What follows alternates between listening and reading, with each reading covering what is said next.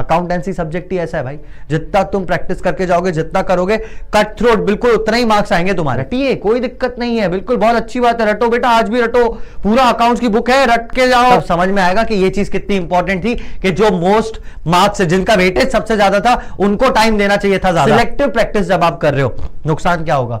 सबसे पहला तो हो सकता है कि आपकी किस्मत खराब हो। भाई छोड़ना ही नहीं है, नहीं छोड़ना, नहीं छोड़ना, नहीं छोड़ना, नहीं छोड़ना। 5 पेपर्स करने ही हैं आप। तेरे को जो टॉपिक आता है भाई वो तो आता ही है ना, उसको बुक खोल के किसको बेवकूफ बना रहा है? हर बोर्ड का कोई ना कोई एक फेवरेट सवाल होता है, हर बार देता है। दिमाग की कैपेसिटी आके रहे कितनी, कुछ भी रट लोगे, कितना भी कर लोगे, एक आध क्वेश्चन ऐसा आ जाएगा जिसमें आपको समझ में ही नहीं आएगा इसमें पैसा आ भी रहा है या नहीं। मुझे पता है कि मैंने क्या गलती की कि मेरे 10 मार्क्स कट गए, और वो गलती अगर मैं नहीं करता तो 99 तक तो ये आंकड़ा पहुंच ही जाता। जो आता है उससे स्टार्ट करेंगे, टू डू लिस्ट बनाएंगे। आप बस जल्दी जल्दी खत्म करने की दौड़ में उसको सिर्फ ऊपर ऊपर से पढ़ोगे। Hello and welcome back to Next Toppers Commerce. जिस थंबनेल पे क्लिक करके तुम आए हो ना कि 5 गलतियां जो हर कॉमर्स का बच्चा करता है, वो तुम भी कर रहे हो, और उन्हीं गलतियों को लेकर मैंने आज ये वीडियो बनाया है। मैं हूं कौन? मैं कौन हूं जो तुम्हें ये बताऊं कि तुम्हारी गलतियां क्या हैं? तो बेटा, मेरा नाम है रोहित पुरुषवानी और मैं खुद एक कॉमर्स का स्टूडेंट रहा हूं।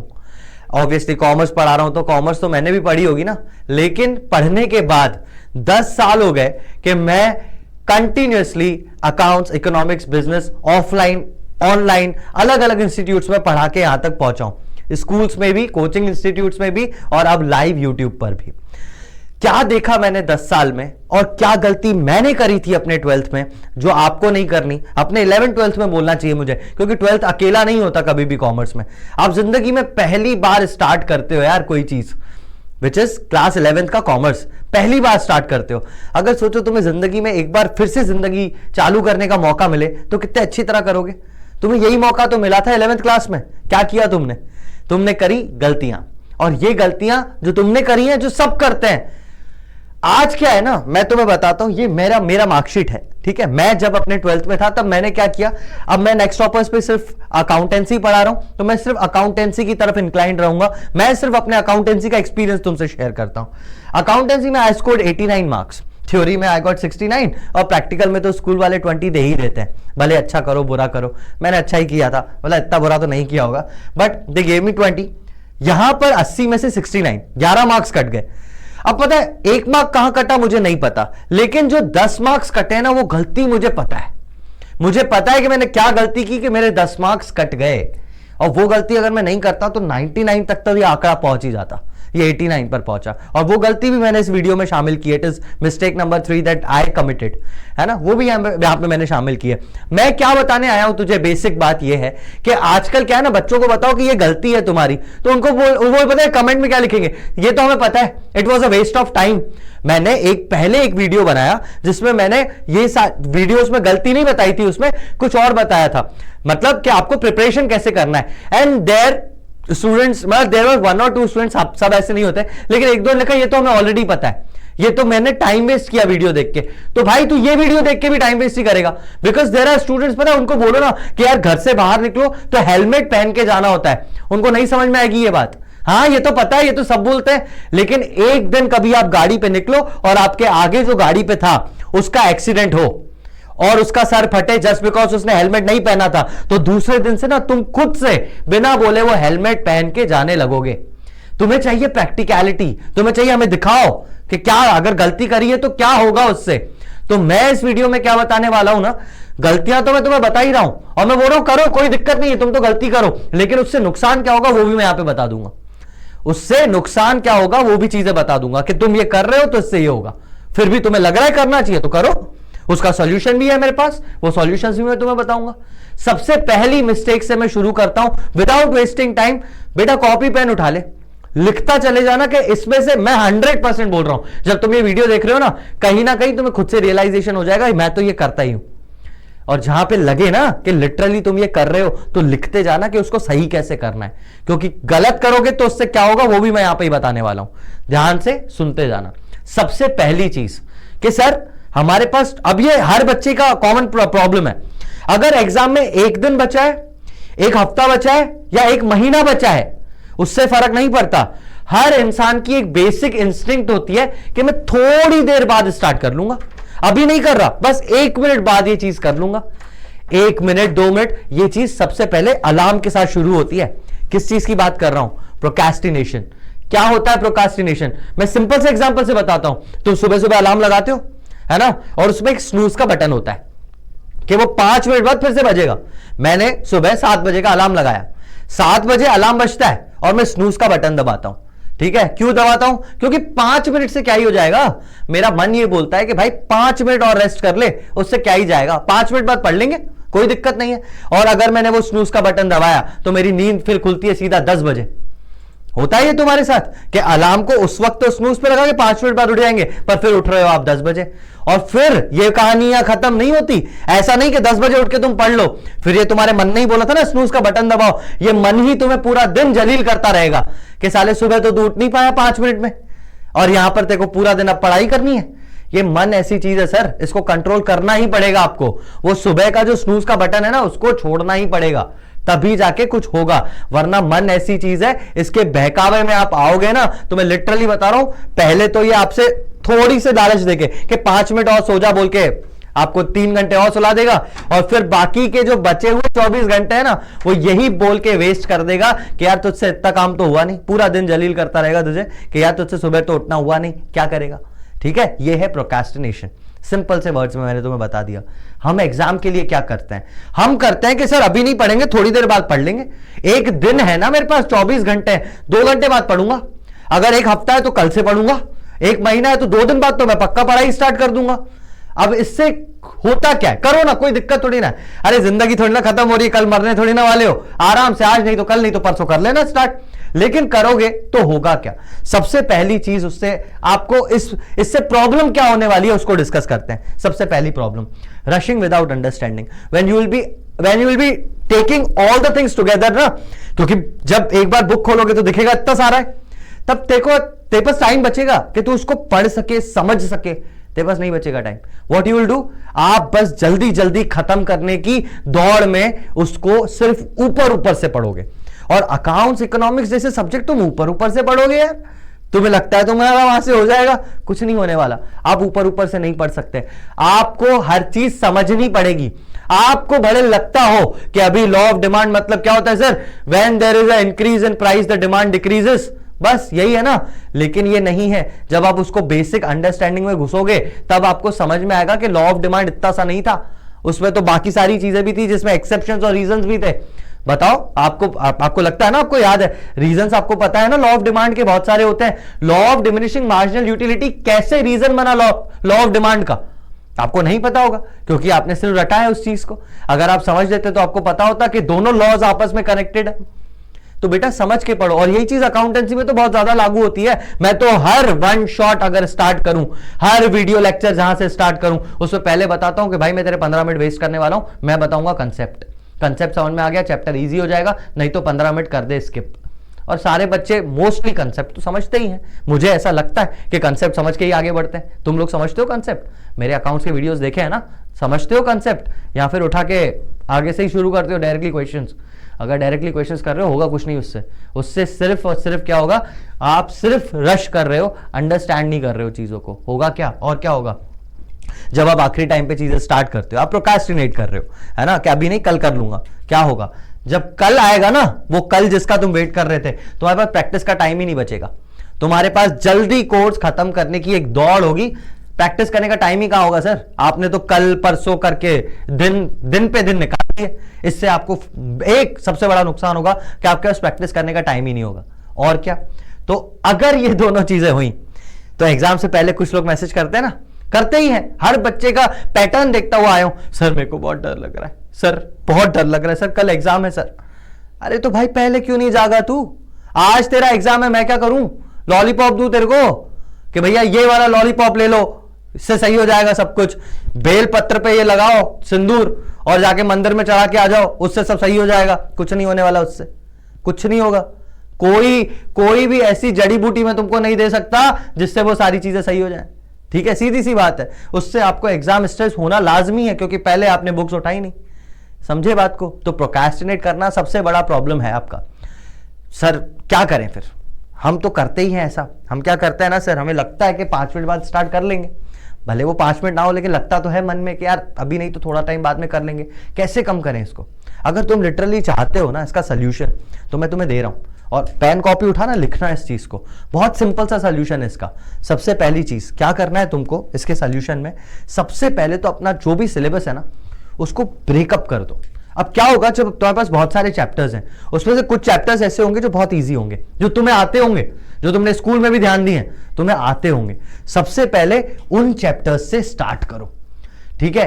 कितना टाइम उनको देना है वो सारी चीजें अपन डिस्कस करते हैं। सबसे पहले तो आप अपना टू डू लिस्ट बनाओ, टू डू लिस्ट कि मुझे कैसे करना है, स्टार्ट कैसे करना है। सिंपलेस्ट, जो आता है उससे, जो नहीं आता उसको छोड़ो, उसका स्ट्रेस ही मत लो अभी, ठीक है? जो आता है उसका, जो नहीं आता उसका स्ट्रेस ही मत लो, जो आता है उससे स्टार्ट करेंगे। टू डू लिस्ट बनाएंगे कि मैं कितना कर रहा हूं, प्लानिंग करूंगा कि मैं पहले ये चैप्टर, फिर ये चैप्टर, फिर ये। जो कठिन है ना, जो तुझे नहीं आता, आखिरी में रख, कोई दिक्कत नहीं है। आसान से तो स्टार्ट कर सकते हैं ना हम लोग, हम आसान से स्टार्ट करेंगे, आज ही स्टार्ट करेंगे। आसान चैप्टर जो है उसको उठाओ, निपटाओ, ठीक है? जब आप धीरे धीरे आसान वाले चैप्टर्स खत्म करते हुए जा रहे हो, आसानी वाले आराम से, मतलब मैं ऐसा बोल रहा हूं, अगर तुम्हें आसान कोई चैप्टर लगता है तो मोस्टली ज्यादा से ज्यादा भी 1 दिन लगेगा उसको प्रैक्टिस करके खत्म करने में। करो ना, खत्म करो उसको। उसके बाद जब आपने ये वाली चीज कर ली, जो आप चैप्टर्स खत्म करते जा रहे हो उनका हर बार, हर दिन 15 मिनट का रिवीजन टाइम रखो कि जितना मैंने कर लिया उसका 15 मिनट में मैंने रिवाइज कर लिया। फॉर एग्जाम्पल मेरे पास 4 चैप्टर हैं, पहला चैप्टर बहुत इजी था, मैंने इसको पढ़ लिया, अब मैं दूसरा पढ़ने वाला हूं, तो पहले वाले को 15 मिनट तक रिवाइज कर लिया मैंने, 15 मिनट में जितना रिवाइज हो सके उसको रिवाइज कर लिया, फिर दूसरा चैप्टर स्टार्ट किया। हर दिन की यही कहानी होनी चाहिए। 15 मिनट पहले किस चीज के लिए? उस चीज के लिए जो मैं ऑलरेडी पढ़ चुका हूं, रिवीजन के लिए। उसके बाद नई चीज मैं स्टार्ट करूंगा। और बेटा प्रोक्रेस्टिनेट करोगे तो लास्ट टाइम पे जो हरी होती है ना, मतलब कि आज ही करना है चीजें, और वो एग्जाम का स्ट्रेस, ये झेल नहीं पाओगे तुम लोग यार। ये एग्जाम स्ट्रेस कुछ करने नहीं देता, क्योंकि आखिरी टाइम पे इतना बड़ा बंडल जमा हो जाता है कि इतना सारा पढ़ना है, छोड़ो यार, भगवान देखेगा। हम तो क्या करेंगे, पेन को सुबह सुबह जाओगे मंदिर में, माथा टकाओगे पेन का, बोलोगे इससे कुछ होगा, उससे कुछ नहीं होना। मेरी दादी, मुझे याद है, मेरे को बचपन में बोलती थी, मुझे ये एग्जाम स्ट्रेस होता था, पहले मैं खेलता था, कूदता था, सारी चीजें कर रहा हूं, फिर आखिरी दिन पे दादी मेरे को ना बहुत डर लग रहा है, कल मेरा एग्जाम है और मैंने याद नहीं करा। व्हाट दादी यूज्ड टू से कि कॉपी उठाओ और एक काम कर, अपने पिलो के नीचे रख के सो जा, सुबह तक याद हो जाएगा। अब उस टाइम तो मैं ये करता था, मतलब मेरा स्ट्रेस रिलीफ करने के लिए मेरे घर वाले ये करते थे, लेकिन मुझे अब पता चल रहा है ना कि उससे होगा कुछ नहीं। समझ रहे हो? मैं ऐसे ऐसे कॉपी उठाऊं और ऐसे ऐसे करता जाऊं, उससे कुछ नहीं होना है। तो the basic thing is you have to start. आज कल परसों करेंगे, कुछ नहीं होगा। ये पहली गलती है तुम्हारी, टालना चीजों को मत टालो, नहीं तो ये सारी चीजें तुम्हारे सामने खड़ी हैं, यही फ्यूचर है तुम्हारा अगर तुम टाल रहे हो चीजों को तो। ठीक है, सही करना है तो ये थे सॉल्यूशंस। आसान चीजों से स्टार्ट करो, एक अपना प्लानर बनाओ और उस पर कंसिस्टेंट रहो, रोज उसी चीज को वैसे ही करना है। हर बार 15 मिनट का रिवीजन करके ही आगे वाले चैप्टर्स को पढ़ो। पहला प्रॉब्लम। दूसरी चीज पे आते हैं। दूसरी चीज, अब ये वाली मिस्टेक ऐसी है ना जिसको मैं ऑलरेडी बहुत बार अपने हर वीडियो लेक्चर में बता चुका हूं कि ये क्या होती है, क्यों करते हैं लोग, लेकिन फिर भी लोग करे जा रहे। It is like memorising without understanding. रटना है, रटना है। 10th तक रटते हुए आए ना सर, 11 12 भी रट के निकाल लेंगे। तुम डेप्रिसिएशन रटोगे? तुम्हें क्या लगता है तुम डेप्रिसिएशन रट पाओगे?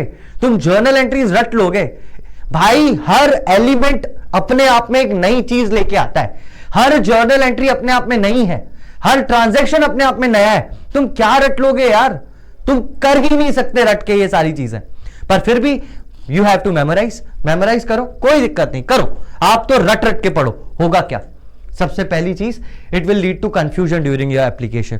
आपने रट लिया कोई भी चीज, आपने समझो डेप्रिसिएशन का फॉर्मेट रट लिया है कि ऐसे ऐसे आता है, एग्जाम में वो डिजिट बदल देगा, लैंग्वेज बदल देगा, कंसेप्ट वही रहेगा डेप्रिसिएशन का, वो तो कभी जिंदगी में चेंज नहीं होना।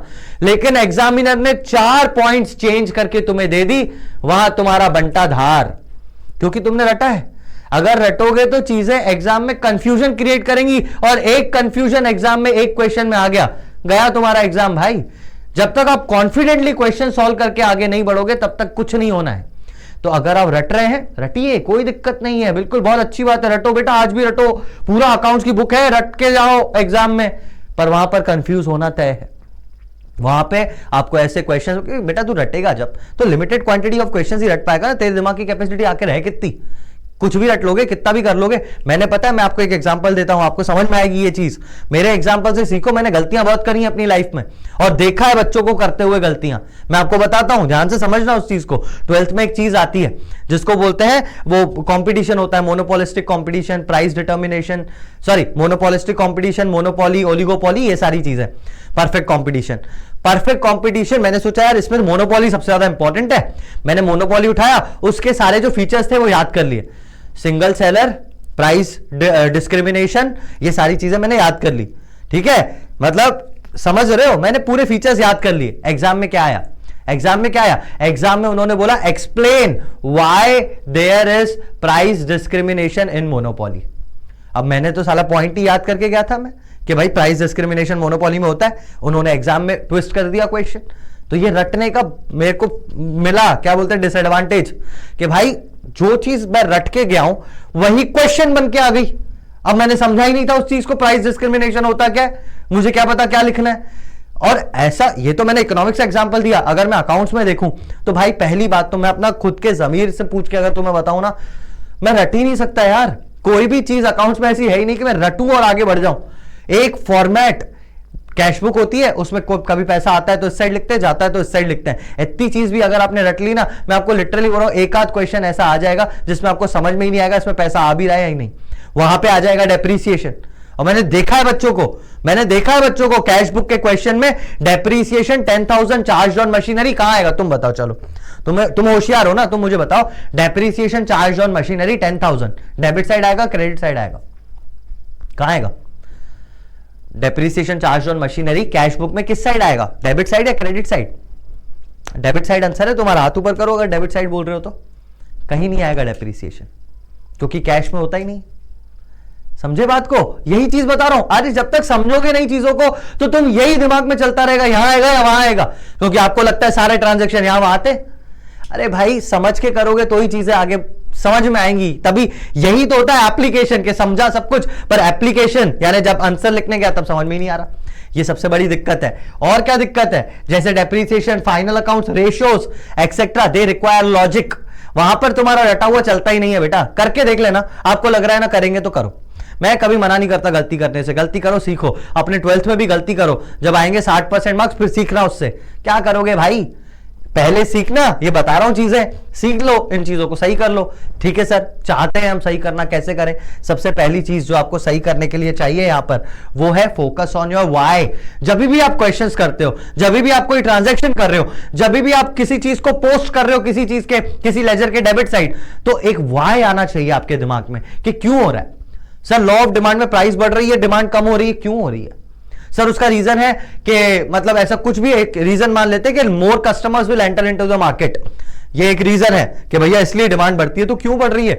कस्टमर्स के आने से डिमांड कैसे बढ़ रही है भाई?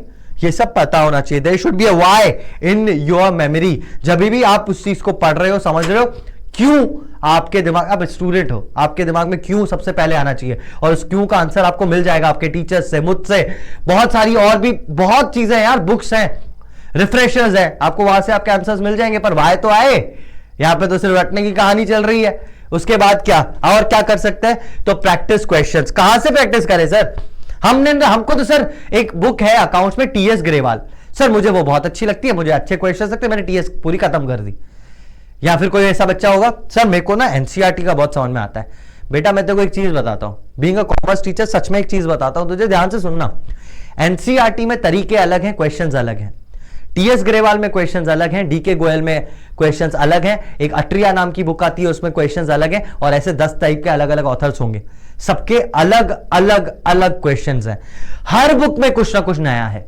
अब तुमने तो करी है सिर्फ एनसीईआरटी, है ना? अगर सिर्फ एनसीईआरटी करोगे और अगर बुक जो क्वेश्चन एग्जाम में आया वो समवॉट लाइक डीके गोयल आ गया, तो फिर क्या अपनी किस्मत को दोष दोगे क्या यार हमारे स्कूल में टीएस चल रही थी? आपको प्रैक्टिस करनी पड़ेगी सर। आप हर चीज को प्रैक्टिस करो। आप एनसीईआरटी के भी क्वेश्चन सॉल्व करके देखो, आप डीके के भी सॉल्व करके देखो, टीएस के भी सॉल्व करके देखो। अब आप मुझे सबसे पहले बताएं क्या बोलोगे? सर कैसे करें, इतना टाइम ही नहीं है हमारे पास। तो सबसे पहली चीज पे मैं आया था ना, प्रोक्रेस्टिनेशन नहीं करना, अभी से स्टार्ट करो, कुछ तो होगा, करो ना, इस वीडियो देखने के बाद से स्टार्ट कर लेना, इतना मोटिवेशन तो तुम्हें आ ही जाएगा, क्योंकि तुम्हें गलतियां रियलाइज हो जाएंगी ना कि ये गलतियां करेंगे तो यहां पहुंच रहे हैं, हो सकता है तुम्हारा दिमाग खुल जाए, हो सकता है तुम अभी से करने लगो, और जब करो तो देखना जरूर, अगर आप टीएसपी कर रहे हो ना तो जरूर एक बार एनसीईआरटी खोल के वहां के क्वेश्चंस भी ट्राई करके देखना, आपको समझ आएगा, ठीक है। उसके बाद सबसे अच्छी चीज जो मुझे आज तक लगी है, मैंने अपनी गलतियों को कैसे सही किया, पढ़ा के। जब आप किसी को पढ़ाते हो ना, वो कंसेप्ट भाई भेजे में ऐसा घुसता है ना कि कोई दुनिया की चीज उसको यहां से निकाल नहीं सकती। फिर मैं कितना भी प्रैक्टिस कर लूं, कुछ भी कर लूं, लेकिन जब एक बार मैंने पढ़ाया किसी को, वो चीज बहुत सही सॉलिड मेरे दिमाग में फिट हो जाती है। अपने कलीग्स को, अपने भाई बहनों को, अपने सिबलिंग्स को, किसी को भी, आपके पास बहुत सारे आपके स्टूडेंट्स होंगे ना, आपके फ्रेंड्स होंगे, आप उनके साथ बैठो, उनको पढ़ाओ, पूछो भाई तेरे को कोई डाउट है, मैं बताऊंगा तेरे को, भले आपको उस चीज के लिए पढ़ना पड़ेगा, आप पढ़ो और उस चीज को समझा के देखो। एक बार आपने, मैं आपको सिंपल सेंटेंस बता रहा हूं, आपने एक बार कोई टॉपिक किसी को समझाया, आपके दिमाग में परमानेंट मेमोरी में चला जाएगा वो।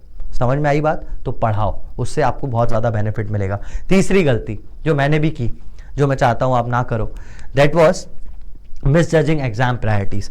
क्या हुआ ना कि मेरा 12th का एग्जाम था, ये जो अभी मैंने मार्कशीट दिखाई आपको 89 मार्क्स, इस पे जो 10 मार्क्स मेरे कटे, क्या हुआ, अब मेरे साथ थोड़ा सा प्रॉब्लम्स कुछ और थे। 12th में माय फादर पास्ड अवे, तो वो सितंबर में उनकी डेथ हो गई, मैं मार्च में एग्जाम देने जा रहा हूँ, तो थोड़ा सा हालात थोड़े अजीब से थे। बट गलती मुझे पता है कि एक गलती थी, क्या थी कि जब मैं अपने अकाउंट्स को प्रिपेयर कर रहा था, अकाउंटेंसी प्रिपेयर कर रहा था, तब क्या हुआ कि बहुत सारे चैप्टर्स थे, पार्टनरशिप था, कंपनी था, एनपीओ था, और क्या बोलते कैश फ्लो रेशियोज, अब भी एनपीओ नहीं आता, हालांकि उस टाइम वो भी था। तो ये सारी चीजें जब मैं कर रहा था, तब मुझे क्या लगा पता है कि ये जो शेयर कैपिटल वाला, ये 12th के टॉपिक्स बता रहा हूं, 11th वालों 12th के लिए बता रहा हूं मैं, 12th के टॉपिक्स हैं कुछ। तो एक कंपनी नाम का पूरा चैप्टर आता है, पूरी बुक होती है, उसमें आते हैं डिबेंचर्स। अब बहुत छोटा सा पार्ट था, मेरे को लगा यार डिबेंचर तो शेयर की तरह ही हो जाते होंगे, क्या ही है उसमें दिक्कत। मैंने डिबेंचर्स किए ही नहीं, और शेयर्स, प्रोराटा, ये वो बहुत अच्छी तरह किया मैंने, बहुत अच्छी तरह। लाइक प्रोराटा का कोई भी क्वेश्चन दो मुझे आता था, ऐसी वाली प्रैक्टिस करी थी मैंने। लेकिन डिबेंचर्स को छोड़ दिया, मैंने सोचा यार ये आएगा तो देख लेंगे एग्जाम में। और पता है क्या हुआ, 10 मार्क्स के सीधे सीधे एक 6 मार्क का क्वेश्चन, एक 4 मार्क का क्वेश्चन, दोनों डिबेंचर के। एक डिबेंचर इशू वगैरह हो रहा था उसमें, और दूसरे में वो जो इनिशियल लॉस ऑन इशू की एंट्रीज होती है ना, वो करनी थी 4 मार्क्स में। आता ही नहीं था। अब मेरे को तो लगा था शेयर की तरह हो जाएगा, लेकिन हुआ कुछ भी नहीं। मैंने क्लियरली 10 मार्क्स के क्वेश्चन छोड़े थे एग्जाम में, क्योंकि कुछ बन ही नहीं रहा था यार, क्या करूं मैं उस चीज में। तो सीधा सीधा छोड़ा था, वही मेरे मार्क्स कटे। बाकी जितना प्रैक्टिस करा था, अकाउंटेंसी सब्जेक्ट ही ऐसा है भाई, जितना तुम प्रैक्टिस करके जाओगे, जितना करोगे, कट थ्रोट बिल्कुल उतना ही मार्क्स आएंगे तुम्हारे। मतलब कोई काट नहीं सकता मार्क्स अकाउंट्स में। ऐसा नहीं होता कि यहाँ पे फॉर्मूला गलत है, यहाँ पे 1 2 3 4 एक्स्ट्रा लिख दिया, कोई काटता नहीं है मार्क्स, होता ही नहीं है। बैलेंस शीट मैच हुई, पूरे मार्क्स मिलेंगे तेरे को, ठीक है। तो वहां पर वो मेरे से गलती हुई। क्या किया मैंने कि मैंने अंडर इंपॉर्टेंट कुछ चीजों को ज्यादा इंपॉर्टेंस दे दी, ठीक है। तो यहां पर सबसे, अगर ऐसा आप करोगे, अगर आप सिलेक्टिव स्टडी कर रहे हो कि मुझे लग रहा है पार्टनरशिप इंपॉर्टेंट है, जब आप क्या बोलते हैं 11th में, अगर आपको लग रहा है नहीं यार financial statement with adjustment he important है, मैं तो उसकी बहुत प्रैक्टिस करूंगा। सिलेक्टिव प्रैक्टिस जब आप कर रहे हो, नुकसान क्या होगा, सबसे पहला तो हो सकता है कि आपकी किस्मत खराब हो और ओवर प्रिपेयर कर दो आप कम इंपॉर्टेंट टॉपिक को, और जो हाई वेटेज वाले टॉपिक्स हैं उनको आप निगलेक्ट कर दो। क्योंकि ये तो आपके ऊपर है ना, ये तो आपका जजमेंट है कि यार ये ना स्कूल में टीचर ने बहुत अच्छी तरह पढ़ाया था, डेप्रिसिएशन बहुत चला था हमारे स्कूल में, मतलब 4 दिन तक बच्चों को कंफ्यूजन था, तो डेप्रिसिएशन इंपॉर्टेंट हो गया। क्यों इंपॉर्टेंट हो गया भाई? हो सकता है तुम्हारे टीचर बीआरएस से 2 क्वेश्चन डाल दे, तुम्हें क्या पता। और तुम्हारी किस्मत तो तुम्हें पता ही है भाई, तुम्हारी किस्मत इतनी अच्छी है कि जो पढ़ के जाते हो वो आता है एग्जाम में। बताओ मुझे कमेंट्स में किसकी ऐसी किस्मत है भाई कि वो पढ़ के गया और वही चीज एग्जाम में आई। मेरी तो ऐसी नहीं है, मैं जितना पढ़ के जाता हूं उसका विपरीत ही आता है कुछ, मतलब जो छोड़ के गया मैं वो तो पहले आएगा। तो तुम छोड़ ही क्यों रहे हो? तुम्हें कैसे पता? कितने बच्चे बताओ मुझे कमेंट्स में अभी कि सर हमारी किस्मत बहुत अच्छी है, हम जो पढ़ के जाते हैं वही आता है, और जिनकी नहीं है वो भी बताना, तो वहां पे समझ में आ जाएगा मुझे कितने बच्चे हैं किस्मत वाले, lucky, born with a golden spoon in their mouth. मुझे बता दो भाई कौन है, मुझे बताना, जरूर बताओ कि कौन है उसके जो सोच के जाते हैं कि ये आएगा और वही आता है, और जो छोड़ के जाते हैं वो आता ही नहीं है एग्जाम में। कितने बच्चे बताओ मुझे। मेरे साथ ऐसा नहीं होता था, मैं तो जो छोड़ के जाऊं वही एग्जाम में आएगा, वही डिबेंचर्स, वही छोड़ के गया वही एग्जाम में आ गया। तो भाई आप अपनी सिलेक्टिव स्टडी को अपने पास रखो, आपके बस की नहीं है, आपको नहीं पता कि कौन कितना देगा, ठीक है। दूसरी बात, एग्जाम, जब आप एग्जाम देते हो ना, एग्जाम की पहली प्रायोरिटी क्या होता है, वो सबको बैलेंस करता है कि एक बच्चे को कितना आ रहा है, वो उसको जज करता है। जब वो जज करता है ना, जब टीचर एक पेपर बनाता है, तब वो हमेशा उस चीज को पकड़ेगा जो पता है उसको कि तेरी वीक है, और वहीं से वो क्वेश्चंस बनाएगा।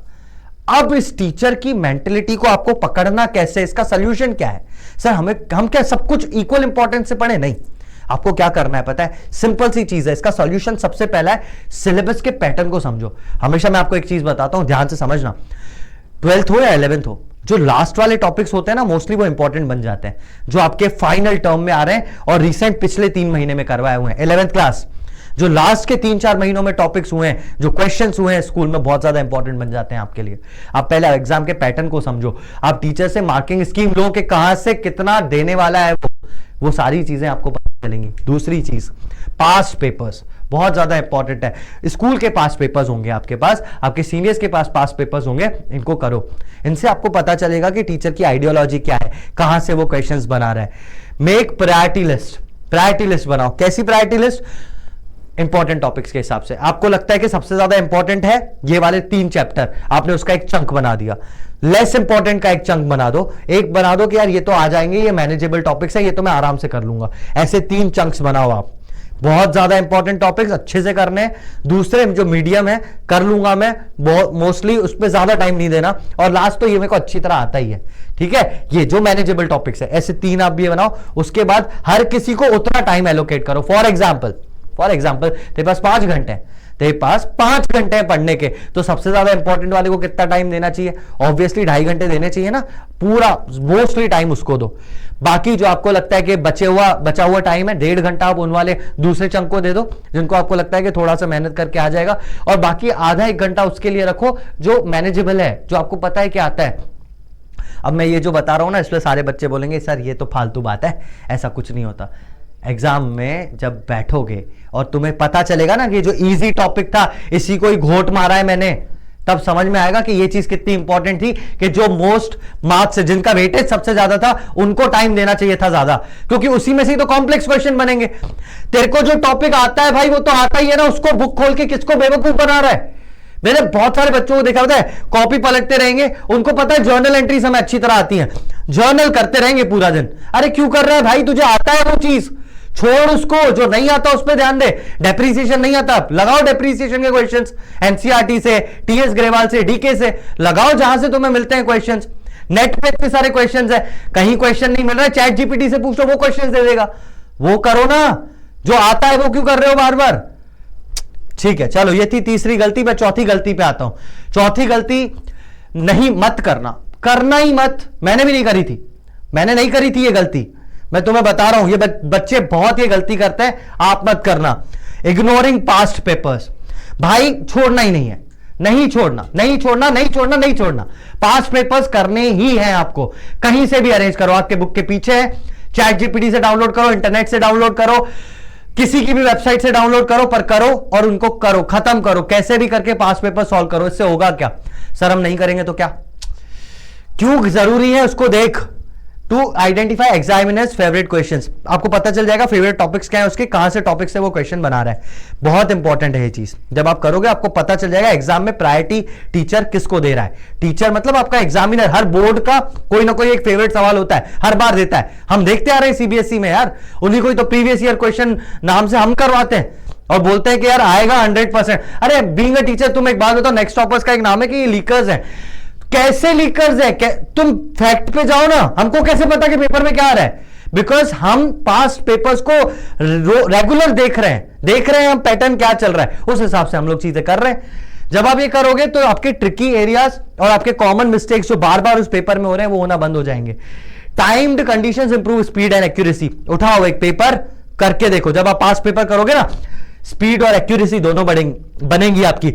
आपका एग्जाम में पेपर छूटता है, नहीं छूटता है? सही बताओ, छूटता है ना एग्जाम में, क्योंकि तुमने किए पास पेपर। बताओ ऐसा कौन सा बच्चा है यहाँ पे कि सर मैंने 10 पास पेपर किए फिर भी मेरा एग्जाम में छूटा? अरे मैं गारंटी से बोलता हूं कोई नहीं होगा ऐसा। अरे मैंने करवाया यार अपने ऑफलाइन कोचिंग सेंटर में। मैं आपको सिंपल एग्जांपल देता हूं। मेरे ऑफलाइन कोचिंग सेंटर पे मैंने बच्चों को बोला था कि ये अपने क्या बोलते हैं अकाउंट्स के क्वेश्चन पेपर करो। एक बुक लेके आया जिसमें 20 सैंपल पेपर थे, 20 सैंपल पेपर करवाए। तुम्हें पता है आखिरी के जो 4, 5, 10 सैंपल पेपर बचे कितनी कितनी देर में हुए उनके? 2 घंटा 10 मिनट, 2 घंटा 5 मिनट, 2 घंटा 15 मिनट, पेपर खत्म। क्योंकि प्रैक्टिस थी उस चीज को वैसे करने की, तुमने वैसे प्रैक्टिस ही नहीं किया है। तुम्हारी पहली प्रैक्टिस होती है एग्जाम का पेपर, कुछ नहीं होगा भाई उससे।